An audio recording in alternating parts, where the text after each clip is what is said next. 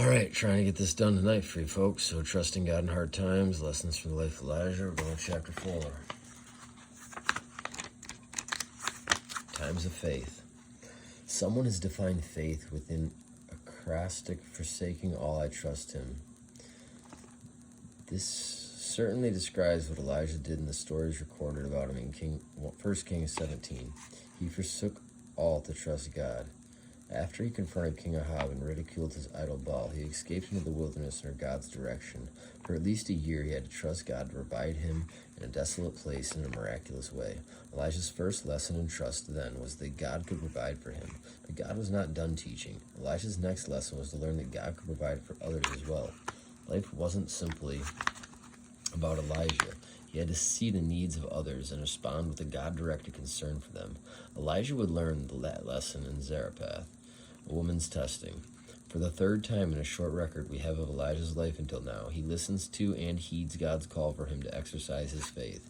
Although we don't have the background story that describes how Elijah ended up in the presence of Ahab to warn him about the upcoming drought, we can't imagine that the word of the Lord about this came to Elijah just as it would do later when God told him to go to the brook Cherith and when he told the prophet to go to Zarephath.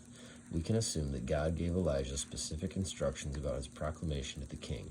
Each time, Elijah had to set aside his own feelings, perhaps his fear, for instance, to do God's bidding. And each time he forsook all he had set aside, all of his hesitations, to do what God asked him to do. We don't know anything about Elijah's family, for instance, but we can assume that when he left Gilead to confront Ahab, he had to set aside his family to make the trip. Now he's being called to leave behind the ravens, the dried-up brook, and his wilderness hideout to travel to Zarephath for an encounter with a widow. So he arose and went to Zarephath. And when he came to the gate of the city, indeed, a widow was there gathering sticks. 1 Kings 17:10. Clearly God directed Elijah to know exactly which woman he wanted the prophet to notice and meet after arriving at Zarephath. It had been a long walk from a parched wadi at Cherith, and Elijah was thirsty. So his first words to the widow consisted of a request. Please bring me a little water in a cup, that I may drink. V10. Perhaps this was Elijah's initial test of God's promise. He even told, I have commanded a widow there to provide for you. V9. So he asked for water, but not just water. As the widow walked away to get the requested refreshment, Elijah called out after her, please bring me a morsel of bread in your hand. V12. The request for bread was a little too much for the widow to fulfill, as we will see, but Elijah's trust in God was rewarded. He had sent the prophet across Israel to Zarephath and right into the home of a woman who believed in the one true God. Upon hearing Elijah's initial request for her, the first recorded words she said to him were, as the Lord your God lives. V12. Imagine the music those words were to Elijah's ears. After confronting the idol-worshipping king and then after living by himself in the wilderness, just think of how delightful it was to discover that the appointed widow was a kindred spirit. Surely this was another indicator to Elijah that trusting God's instructions was the right thing to do.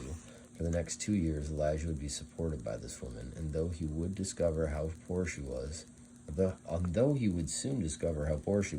he must have found great comfort in the fact that now there were 2 people trusting God for their provision, not just one. Immediately, their trust in God was put to test. When Elijah asked her for a morsel of bread, her response was anything but encouraging. I do not have bread, she explained, only a handful of flour in a bin and a little oil in a jar. V12. And then she dropped a huge surprise on this visitor. I am gathering a couple sticks that I may go in and prepare it for myself and my son, that we may eat it and die. V12. There were indeed 3 people to feed here, and there simply was not enough food. This is when the trust element took on a new dimension for the widow. Elijah asked her to feed him first, but when he did, he also made her an outrageous promise. In effect, he said to her, if you feed me first and make some food for yourself and your son, you will not run out of food. The bin of flour shall not be used up, nor shall the jar of oil run dry, until the day the Lord sends rain on the earth, Elijah told her. V14. What a dilemma for a widow mother. Think about it. Elijah requested a meal for himself and promised her some provisions, V14. But he didn't give her any evidence that he could keep his promise. She had 2 options: eat the last of her food, believing that death was imminent, or give Elijah her last food and trust his promise that God would provide. She had just met this newcomer to her town. She knew nothing about him, but that he had said he could somehow make sure she didn't run out of food or oil for her new food. She had no proof what God would keep Elijah's promises. Would you give up your last meal for a stranger with no known history?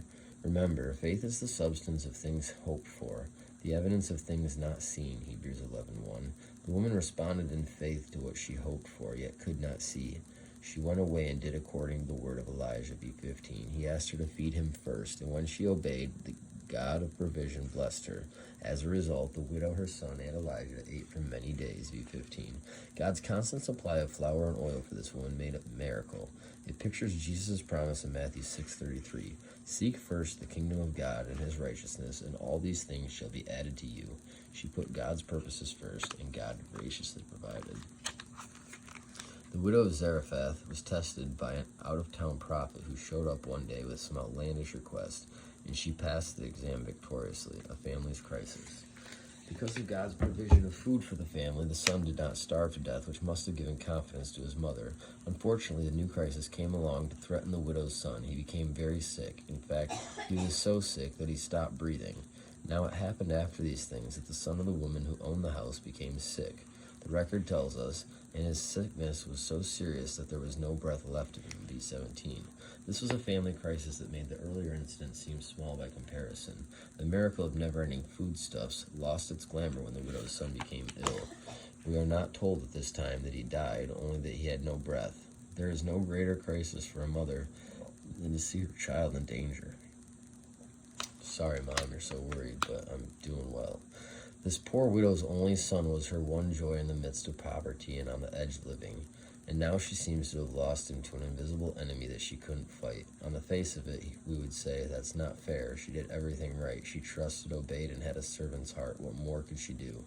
One lesson of the widow's apparent tragedy is this. If we think that entrusting and obeying God exempts us from problems, we're mistaken. God is not a genie in a bottle who does whatever we want at our bidding and at our convenience. God is totally good and all-powerful, but we don't control him. He doesn't give us a blank check to spend as we see fit. Amen. If so, I have one.